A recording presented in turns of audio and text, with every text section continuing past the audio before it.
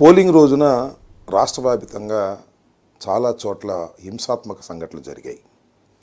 ప్రధానంగా పలనాడులో అంటే మా జిల్లాలో చాలా ఎక్కువగా హింసాత్మక సంఘటనలు జరిగాయి. ఒక విధంగా చెప్పాలంటే కానీ విని ఎరుగని రీతిలో ఏ రోజు జరగనటువంటి విధంగా ఏ ఎన్నికల్లోనూ జరిగినంత హింస అక్కడ చోటు చేసుకుంది. ఆ హింస చోటు చేసుకోవడానికి గల కారణాల మీద మేము ఈసీకి అనేక రకాలుగా రిపోర్ట్ చేయడం జరిగింది. ఆ రోజున పోలింగ్ రోజున పోలీసులు అసలు రిస్క్యూకు రానటువంటి పరిస్థితిని కూడా వివరించడం జరిగింది. తర్వాత అక్కడ పోలీసు అధికారులను సస్పెండ్ చేశారు, కలెక్టర్ని మార్చారు, ఇంకా కొన్ని చోట్ల కలెక్టర్ని మార్చారు. ఏదో కొంత జరిగింది, ప్రాథమికంగా తప్పు జరిగిందనేటువంటి భావన సర్వత్రా వ్యాపించి ఉన్నటువంటి తరుణం. ఈ తరుణంలో మరి అనేక చోట్ల బూతులు క్యాప్చర్ చేసుకున్నారు, దొంగ ఓట్లు వేసుకున్నారు, ఈవీఎంలను పగలగొట్టడానికి ప్రయత్నం చేశారు, బూత్ క్యాప్చరింగ్ జరిగింది. తెలుగుదేశం వాళ్ళు కూడా భయంకరంగా చేసేటటువంటి పరిస్థితి కనిపించింది.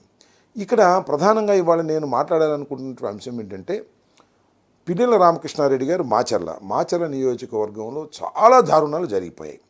కొన్ని చోట్లయితే అసలు పోలింగ్ స్టేషన్లోకి వైఎస్ఆర్ కాంగ్రెస్ పార్టీ ఓటర్లు వెళుతుంటే వారిని వెళ్ళకోకుండా అడ్డుకొని కొట్టి తన్ని గాయపరిచి బయటికి పంపించినటువంటి సంఘటన చూశాం. దాని మీద అనేక సందర్భాల్లో ఆ రోజున చివరికి పిన్నెల రామకృష్ణారెడ్డి గారు కూడా ఆయన రిపోర్ట్ చేయడం జరిగింది, ఫోన్లు చేయడం జరిగింది. కానీ ఎవరు పోలీసులు రిస్క్కి రాలేదు. అయితే ఇవాళ నాకు చిత్రంగా అనిపించింది అంటే ఇవాళ ఒక వీడియో రిలీజ్ అయింది. ఇది రామకృష్ణారెడ్డి గారు ఒక పోలింగ్ బూత్లో, ఏ పోలింగ్ బూత్ అయితే ఇప్పుడు నేను చెప్తున్నాను ఆ పోలింగ్ బూత్లో ఆ ఈవీఎంను పగలగొడుతున్నట్టుగా ఒక వీడియో రిలీజ్ అయింది. ఇది ఎక్కడి నుంచి రిలీజ్ అయిందో మరి అర్థం కావడంలా. ఇది election commission has to release. యాక్చువల్గా ఇది లోకేష్ గారు ట్విట్టర్లో పెట్టారంట. ఎట్లా చేరింది లోకేష్ గారు ట్విట్టర్కి? Is it false or right? అది ఫేక్గా? అది కంక్లూజన్ ఎవిడెన్సా కాదా? ఆలోచించాలి కదా. ఇది డైరెక్ట్గా తెలుగుదేశం అధినేత కొడుకు అయినటువంటి లోకేష్ ట్విట్టర్లోకి ఎట్లా వెళ్ళింది? కలెక్టర్న రిలీజ్ చేయాలి, ఎలక్షన్ కమిషన్కి సంబంధించిన వారిని రిలీజ్ చేయాలి, ఆర్ఓన రిలీజ్ చేయాలి. రిలీజ్ చేయకోకుండా వారికి ఎలా చేరింది అంటే ఇక్కడ ఏదో కుమ్మక్కు జరుగుతూ ఉన్నది అనేటువంటి భావన చాలా స్పష్టంగా అర్థమవుతూ ఉన్నది. అంటే అధికారులు, ఎన్నికల కమిషన్ ఉన్న అధికారులు, తెలుగుదేశం పార్టీ వారు కలిసి కుట్ర చేస్తున్నారేమోననేటువంటి అనుమానం కలగటం సహజమైనటువంటి అంశం. ఒకవేళ అది నిజంగానే జరిగిన సంఘటన అనుకోండి, చట్టం తన పని తాను చేసుకుంటుంది, దానిలో ఏ విధమైన తప్పిదము లేదు. మేము అనేది ఏంటంటే ఇట్స్ ఎ ఫేక్ కూడా కావచ్చు అనేటువంటి అభిప్రాయం. అదే బూత్లో నేను మనవి చేస్తున్నా, ఎక్కడైతే ఇవాళ ఆ పాలవాయి గేట్ అనేటువంటి బూత్ ఉందో ఆ బూత్లో ఎంత దారుణంగా జరిగిందంటే అంతకుముందు మన పిన్నెల రామకృష్ణారెడ్డి గారు చాలా క్లియర్గా ఎస్టాబ్లిష్ చేశారు అక్కడ. అది కూడా నేను మీకు చూపిస్తా.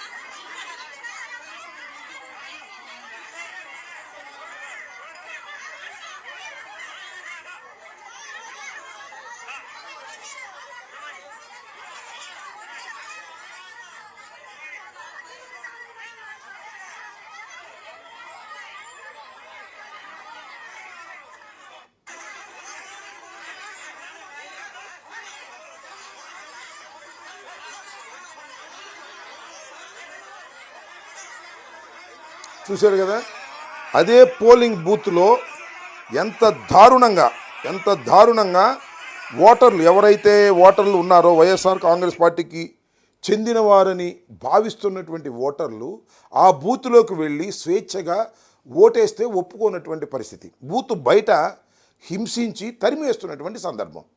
దీని మీద పిన్నెల రామకృష్ణారెడ్డి గారు రిపోర్ట్ చేశారు. But nobody is caring that.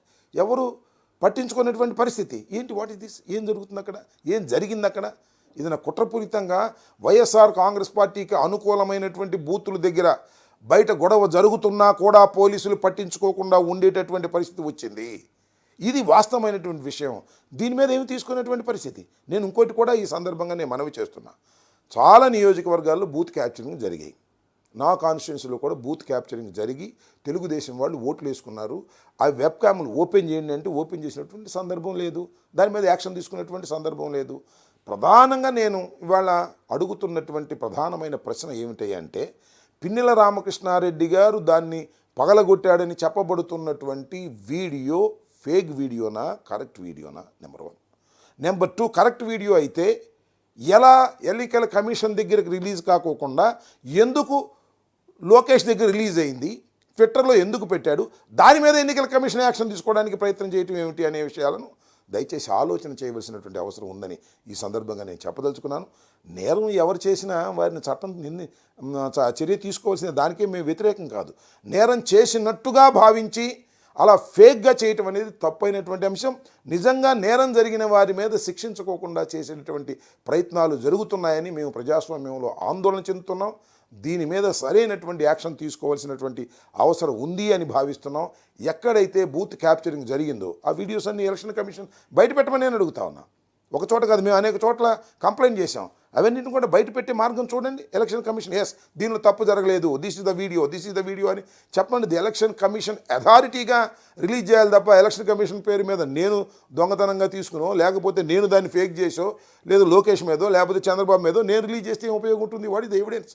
అది కంక్లూజివ్ ఎవిడెన్స్ కాదు, అది పవిత్రమైన ఎవిడెన్స్ అంతకంటే కాదు అనే విషయాన్ని దయచేసి అర్థం చేసుకోవాలని ఈ సందర్భంగా నేను కోరుతున్నాను. ఎన్నికల అధికారులు కూడా, ఎన్నికల కమిషన్ కూడా దీని మీద సరైనటువంటి విచారణా మార్గాన్ని ఎన్నుకోవాలని కోరుతూ ఉన్నాను.